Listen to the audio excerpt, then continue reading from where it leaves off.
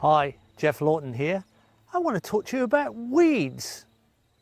Plants in a wrong place, they say. Well, are they? Or are they just a response? Are they just a symptom and not a cause of a problem?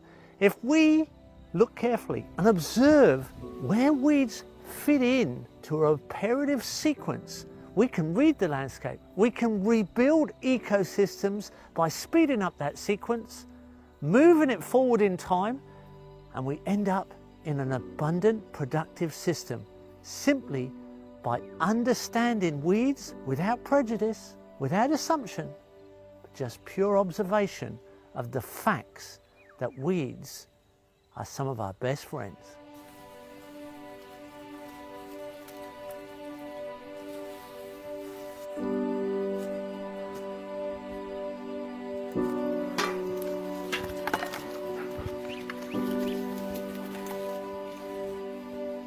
Here we have a classic case of compaction, and in this case it's ducks, an oversupply of ducks. And in any square metre of ground there can be thousands of different types of seeds that could germinate, but the germination condition determines what does germinate. And when you get compaction, you get decompaction weeds that germinate, dandelions in lawns. In this case, it's this Australian weed called Paddy's lucerne. And it's a decompactor.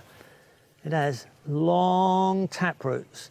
So if you compact, the opposite effect happens. You get a decompaction root germination weed. Now this is a really wiry little plant. It's pretty tough. It puts its roots down. Nature's in no hurry. It can wait for this plant to die, and these long decompacting roots die in the ground and create compost corridors that decompact the soil. Now, we could cut these off so that happens faster, or we could spike the ground and relieve the compaction. Either way, we know from this indicator that we've had ducks on the ground too long and they've caused compaction. It's the same with any animal or any vehicle. You get the same response from the decompaction weeds wherever you live. And that's just a matter of reading the landscape through the weeds. Another germination condition is when the soil is too loose. This little blue flowering weed here is a good variety of hairnet root. It creates a hairnet that actually holds together the soil. So this is a germination condition, the opposite to compaction. This is a soil stabilizing element. And if we carefully pull it up, you'll see the whole thing is hairnet. There's soil being held together at the surface. Now, it's not compacted, it's too loose. It's vulnerable to erosion. So the type of weeds that germinate in this condition function as loose soil traps, holding together the soil for stability's sake.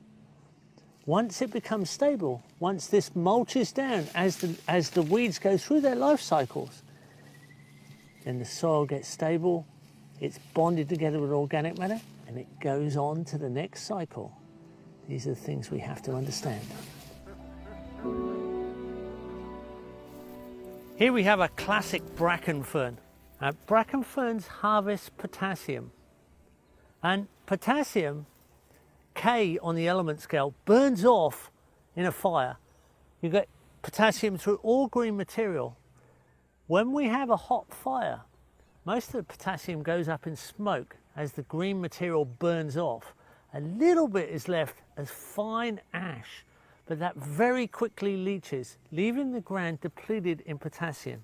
Now, the plants that germinate then are specific specialists that can harvest potassium where it's in very short demand. And the classic worldwide is the bracken fern.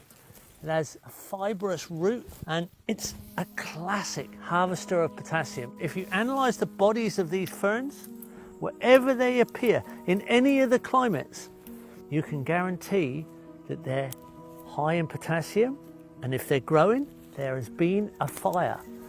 And that fire has left the ground depleted in potassium. Now, if you cut these and mulch them to the ground, they will reduce the germination of bracken itself. So if you cut a patch of bracken and slash it and mulch it to the ground, it will reduce by 1 meter. If you burn it and turn it into ash, you'll deplete more potassium and it will spread by 1 meter. These ferns are spread by fire, depleting potassium, and as they return potassium to the soil, they deplete and become more or less unemployed. Their job's done. Their function is to replace the depletion through the fire. So this is a sequence you can read all the way through the forests of the world, where we are destroying forests and ravaging the landscape with fire. So it's a very useful, life-saving way of reading the landscape. One of the classic weed functions of the world is to repair the soil when it's depleted of fertility with its base element nitrogen. And this is done by the peas and bean family, and right up through the same family within the trees. This is how landscape is repaired right through to the forest. This is a classic legume tree leaf pattern here.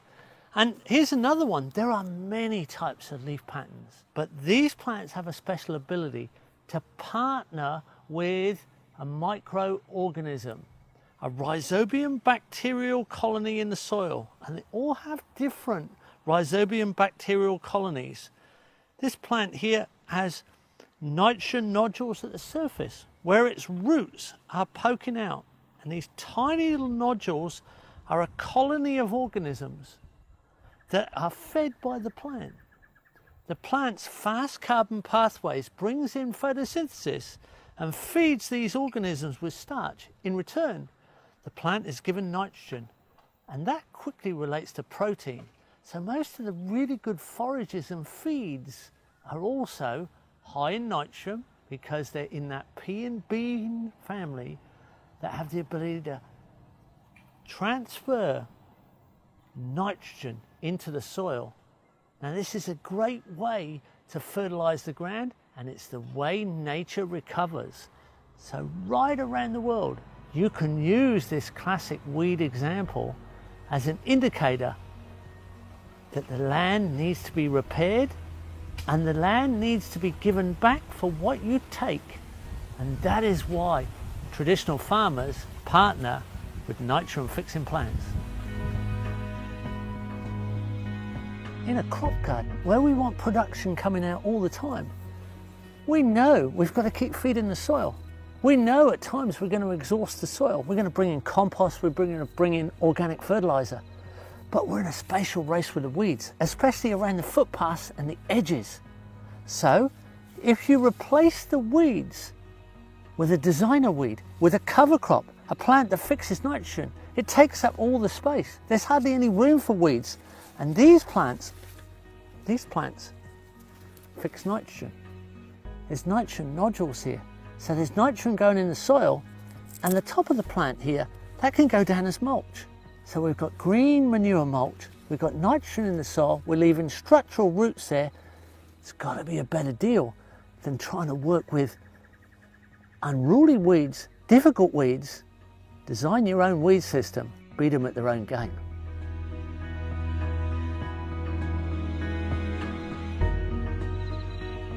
So when we understand how weeds control the ground and develop sequences and change over time, we can design a sustainable world. We can work with those natural systems.